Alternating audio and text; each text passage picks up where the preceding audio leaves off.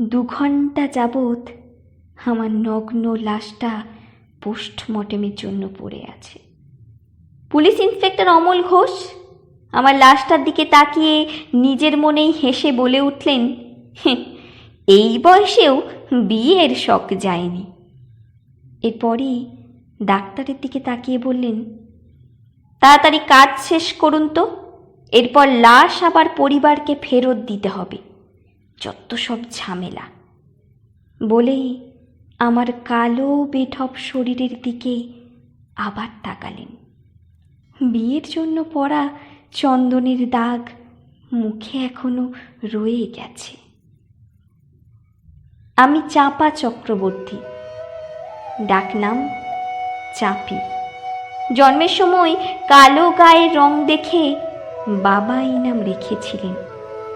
বাবা আমার মুখ দেখেই নাকি বলেছিলেন, দেখো এই মেয়েই আমাদের জন্য সৌভাগ্য বয়ে আনবে। ভগবান বোধ করি বাবার দিকে চেয়ে ব্যঙ্গ হাসিটা সেদিনই হেসেছিলেন। ছোটবেলা থেকেই দাদা বৌদি আর পড়শিদের খোঁটা শুনেই বড় হয়েছি।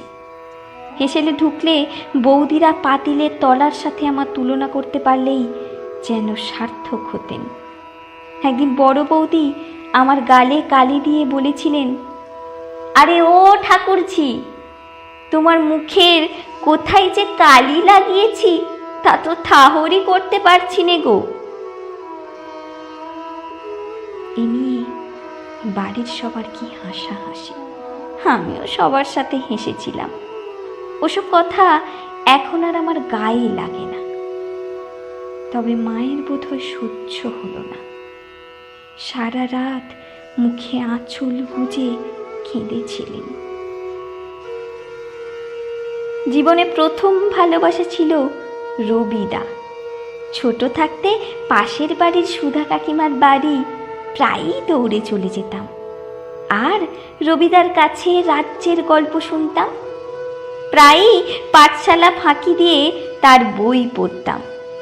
একদিন রবিদা আমার হাত ধরে বলেছিলেন, হ্যাঁ রে চাপি, বড় হয়ে আমায় বিয়ে করবি। সেদিন লজ্জায় কিছু বলতে পারিনি মুখ ফুটে। ঘরে ছুটে চলে এসেছিলাম। এরপর থেকে রবিদার সামনে যেতে ভারী লজ্জা পেতাম। তখন থেকে সেই ছিল আমার কল্পনার রাজকুমার। বড় হতে থাকি আর কল্পনার রাজ্য বিস্তৃত হতে থাকে। কল্পনার সবটাই ছিল রবিদাকে ঘিরে। ভাবতাম রবিদার কল্পনাও বুঝি আমায় নিয়ে। কিন্তু সে কল্পনা বেশি দিন টিকল না। যখন জেনেছিলাম আমার সই সুহেলের সাথে ওর বিয়ে ঠিক হয়েছে, ছুটে গিয়ে রবিদাকে শুধিয়েছিলাম, তবে বললে কেন আমায় বিয়ে করবে? রবিদা ঘর ফাটানো হাসি হেসে বললেছিলেন, সে তো মজা করেছিলাম, তোর মতো কালীকে খেয়ে বিয়ে করবে রে। আমিও রবিদার সাথে সেদিন হেসেছিলাম। তাকে যে সত্যিই ভালোবেসেছিলাম সেই লজ্জা থাকতে। ফিরে আসার সময় নির্লজ্জের মতো হাসতে হাসতে বলেছিলাম, রবিদা, তোমার বিয়েতে কিন্তু আমায় একখানা লাল পেরে শাড়ি দিতে হবে বলে রাখলাম। রবিদা সেই কথাখানা রেখেছিল। শাড়িখানা পরে নিজেকে আয়নায় অনেকবার দেখেছিলাম। সত্যি রবিদার পাশে আমি বড্ড বেমানান। কি রাজপুত্রের মতো চেহারা ওর। খুব কেঁদেছিলাম সেদিন।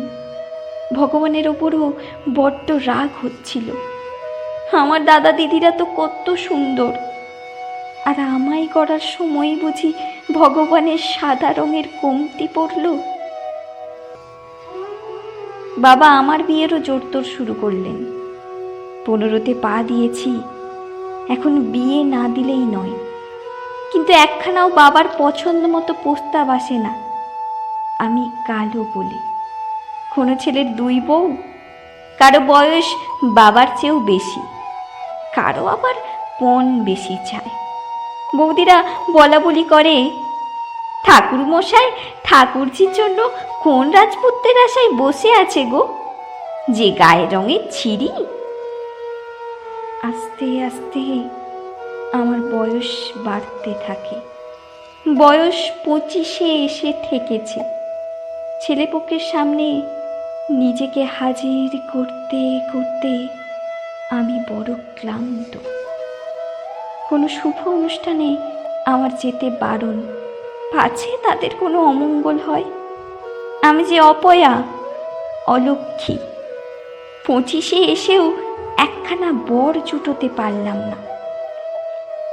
সবচেয়ে বেশি কষ্ট পেয়েছিলাম সেদিন, যেদিন বড়দিদি ওর মেজ মেয়ের বিয়েতে আমায় ছাড়া সবাইকে নিমন্ত্রণ করেছিল।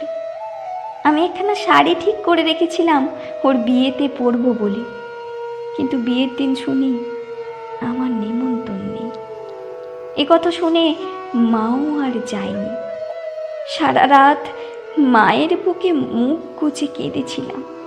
মায়েরও ভারী কষ্ট হয়েছিল সেদিন। আজ আমার বিয়ে। 37-এ এসে অবশেষে একখানা বর জুটোতে পারলাম। বরের বয়স নাকি 65-র ঘরে, তবে এ নিয়ে আমার কোনো মাথা ব্যথা নেই। পুরুষের আবার বয়স কি গো?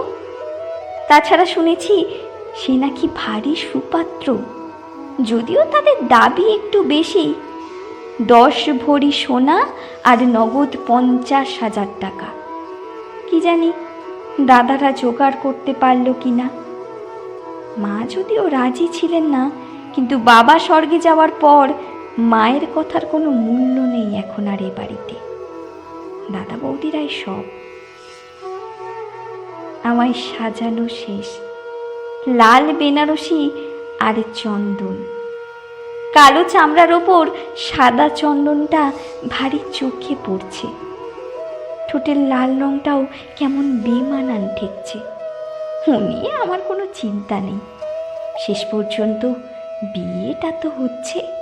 এখন আর আমায় কেউ অপয়া, অলক্ষী বলবে না। কারো খোঁটা শুনতে হবে না আর। বর চলে এসেছে। সবাই খুব হইচই করছে।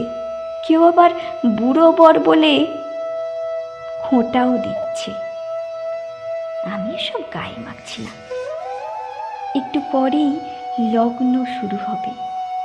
আমি অধীর আগ্রহে অপেক্ষা করছি। বিয়েটা আর হলো না শেষ পর্যন্ত। পণের টাকা, গয়না কিছুই জোগাড় হয়নি।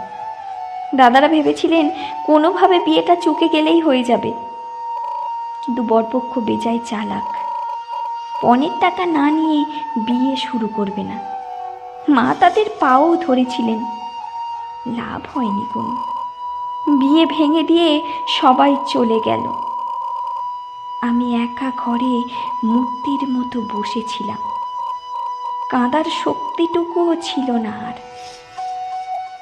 রাত হয়েছে অনেক, সবাই ঘুমাচ্ছে। মা বোধ হয় পাশের ঘরে বসে এখনো কাঁদছে। বড় বৌদি বলে দিয়েছে মাকে কাল সকালেই আমায় নিয়ে কাশি চলে যেতে। আমায় আর ঘরে তারা রাখবে না। কিন্তু আমার বৃদ্ধ মা এই বয়সে আমায় নিয়ে কোথায় যাবেন? অত কিছু আর না ভেবে বিয়ের শাড়িখানা দিয়েই গলায় ফাঁস দিলাম। যে শাড়িখানা পরে আমার শ্বশুর বাড়ি যাবার কথা ছিল, সেটাই এখন আমার ফাঁসের দড়ি।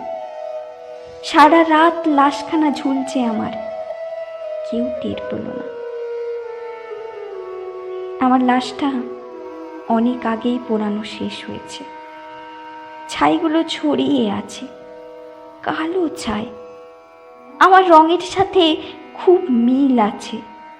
আচ্ছা, ফর্সা আর কালো মানুষের ছায়ের মধ্যে তো কোনো পার্থক্য নেই, তবে মানুষগুলোর মধ্যে কেন এত পার্থক্য? মৃত্যুর পর তো ওই কালো রঙেই সবাইকে ফিরতে হবে। ওরা সবাই তা জানে, তবুও ওরা আমায় ঘেন্না করত, বড্ড ঘেন্না করত।